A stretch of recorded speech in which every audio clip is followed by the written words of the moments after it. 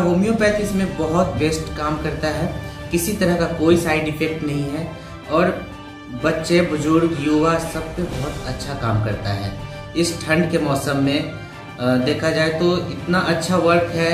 अगर किसी को सोने गए और उसका पैर गर्म नहीं हो रहा तो उसमें भी बहुत अच्छा मेडिसिन हमारे पास है जो कारगर है। और किसी को ठंड लग गया तो उसमें भी बहुत अच्छा मेडिसिन है जो बहुत अच्छा काम करता है।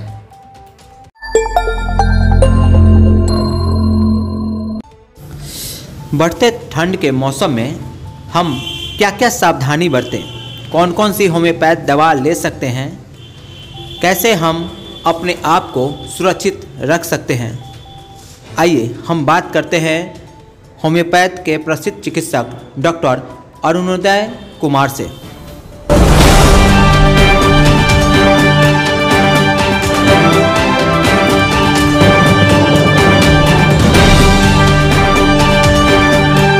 कि बच्चों के लिए तो बहुत अच्छा और बहुत अच्छा इसमें स्कोप है कि उस जितना अच्छा से होम्योपैथ में इलाज किया जा सकता है बच्चों का, मुझे नहीं लगता है कि किसी और पैथ में बच्चों का इलाज इस तरह से हो सकता है।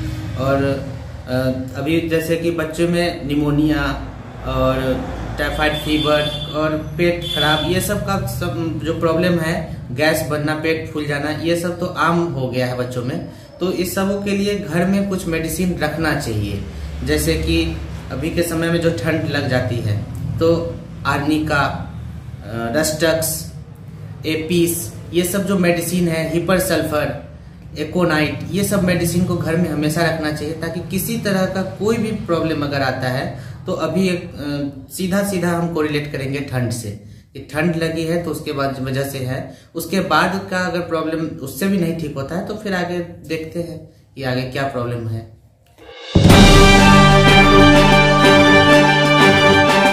हमारे पास है aconite, rhus tox, hepar sulphur, apis, arnica, ये सब बहुत अच्छा मेडिसिन है जो ठंड में काम करते हैं और इसको घर में रखना चाहिए।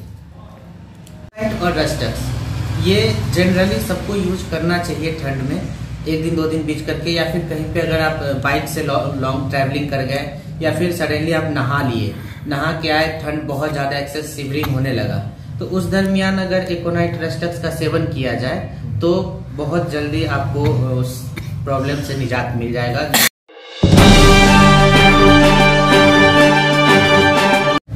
ये सब गलत है, जो भ्रांति जो पहले के जो हमारे जो डॉक्टर थे वो जो फैला के गए कि होम्योपैथ दवा खा रहे हैं तो आपको कच्चा प्याज नहीं खाना है, लहसुन नहीं खाना है, हर एक चीज मना कर देते थे। तो ये ट्रेंड हम लोग को ये बदलना पड़ रहा है और बहुत ज्यादा मुश्किलें आ रही हैं इस वजह से प्रैक्टिस करने में हम लोगों को, क्योंकि हमारे जो पूर्वज थे वो तो ये धारणा दे के चले गए। लेकिन अभी है क्या कि अगर जिस तरह का प्रॉब्लम पेशेंट को है सिर्फ उसी तरह का ही जो वर्जन है, जो वर्जित किया जाता है, मतलब कि किया जाना चाहिए उस बीमारी में, उसको करवाते हैं हम लोग। अगर किसी को सर्दी है, नाक से पानी आ रहा है, आँख से पानी आ रहा है, तो हम अगर प्याज से बना हुआ मेडिसिन दे रहे हैं तो हम उस समय प्याज को हम बंद करेंगे, लेकिन वो भी कच्चा प्याज बंद करेंगे, ना कि हम सब्जी वाला भी प्याज हम बंद करेंगे। अगर लहसुन से बना हुआ मेडिसिन है और पेशेंट को लहसुन से बना हुआ मेडिसिन अगर हमको देना है, जैसे एलियम सीपा है, एलियम सटाइवा है, ये सब अगर जिस तरह का पेशेंट आया उस तरह से हम लोग इसको मना करते हैं। कोई जरूरी नहीं है कि हर एक दवा में, हर एक बीमारी में हम खट्टा, प्याज, लहसुन, चावल इस सब को बंद कर दें, ऐसा कभी जरूरी नहीं है और कहीं भी बुक में लिखा हुआ नहीं है कि इसको बंद करना है।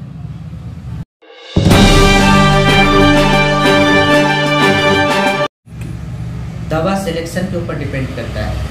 अगर हमारा दवा सही और सटीक सिलेक्शन हो गया तो एलोपैथ से भी बहुत तेज हमारा होम्योपैथ दवा काम करता है। एक खुराक काफ़ी है उस बीमारी को ठीक करने के लिए, लेकिन अगर सिलेक्शन सही नहीं हो पाया तो फिर हम 1 साल तक भी दवा खिलाते रहे, पेशेंट को आराम नहीं मिलेगा।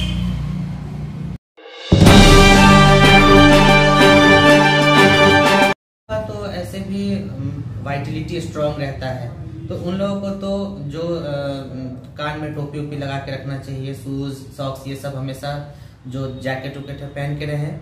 बाइक पे चलने से थोड़ा सा परहेज करें, अगर जरूरी है तो ही चले, और जो बुजुर्ग हैं सबसे ज़्यादा उनका केयर करना चाहिए, क्योंकि इसी समय में लकवा मारने का जो कंडीशन होता है इसी ठंड में ही होता है कि बुजुर्ग लोग सुबह सुबह उठ जाते हैं और जो दिनचर्या का जो प्रोसेस है वो शुरू कर देते हैं। इसी वजह से उनको पैरालिसिस का अटैक शुरू हो जाता है, मार देता है किसी न किसी अंग में। तो ठंड में बुजुर्ग को हमेशा बचा के रखना चाहिए। आराम से उठें, 6 बजे 7 बजे तक बिछावन छोड़े, और ये नहीं कि बिछावन छोड़े तो तुरंत कम कपड़ा में ही फ्रेश होने चले गए, नहीं, पूरे तरह से कवर करके, क्योंकि तापमान बदलता है। आप कंबल के अंदर हैं तो उसका तापमान अलग है, इन्वायरमेंट का तापमान अलग है जो आप बाहर हैं। तो दोनों जैसे ही आप उठे और चले गए तो दोनों के तापमान में बॉडी को एडजस्ट करने में समय लगता है, और जैसे ही वही समय जो है ना पैरालिसिस का कंडीशन डेवलप कर देता है कि एक जो अंग है या फिर किसी नस को पैरालिटिक कर देता है, और जिसकी वजह से आदमी जो है वो पक्षाघात हो जाता है।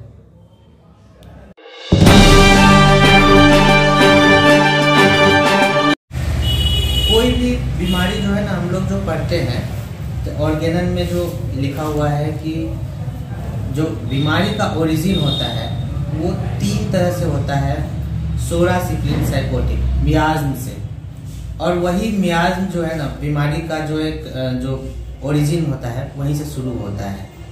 ठीक, तो होम्योपैथ जो है वो सबसे बेस्ट मेडिकल प्रोफेशन है और सबसे बेस्ट वे ऑफ ट्रीटमेंट है, मुझे लगता है पूरे इस मेडिकल फील्ड में। और मैं तो यही कहना चाहूँगा कि इससे जितने भी जो आदमी हैं, जो भी लोग हैं, अगर उनको ट्रीटमेंट कराना है किसी भी तरह से और बिना साइड इफेक्ट का, तो होम्योपैथ से बेस्ट और कोई ट्रीटमेंट हो ही नहीं सकता है। हम लोग उसके सिम्टम को इलाज करते हैं, ना कि कोई बीमारी का इलाज करते हैं। हम लोग के अंदर में आ गया कि फीवर है तो हम लोग उस बुखार का इलाज नहीं करते, हम लोग उस देखते हैं कि बुखार उस आदमी के शरीर का टेम्परेचर कितना है, प्यास कैसा लग रहा है, भूख लग रहा है कि नहीं, नींद आ रही है कि नहीं, उसका अपीयरेंस कैसा है, क्लिनिक में एंटर करने का उसका जो चाल है वो कैसा है। तो हम लोग ऑन द होल उसको देखते हैं, लक्षण लेते हैं और लक्षण का इलाज करते हैं, ना कि हम लोग किसी बीमारी के नाम का इलाज करते हैं। तो हमारे होम्योपैथ में बीमारी का नाम नहीं है, सिर्फ लक्षण है, और लक्षण के आधार पर हम लोग दवा देते हैं। जड़ कहाँ है, और जड़ से ही ठीक करना चाहिए किसी भी बीमारी को। ऊपर से लिपापोती करने से तो वो तो अंदर दबा रह गया, फिर उसको ऐसा कंडीशन जब मिलेगा, फेवरेबल कंडीशन मिलेगा तो फिर से पनप जाएगा। तो वो ना पनपे, जड़ से खत्म हो जाए, इसके लिए हम लोग होम्योपैथ सबसे बेस्ट वे ऑफ ट्रीटमेंट है।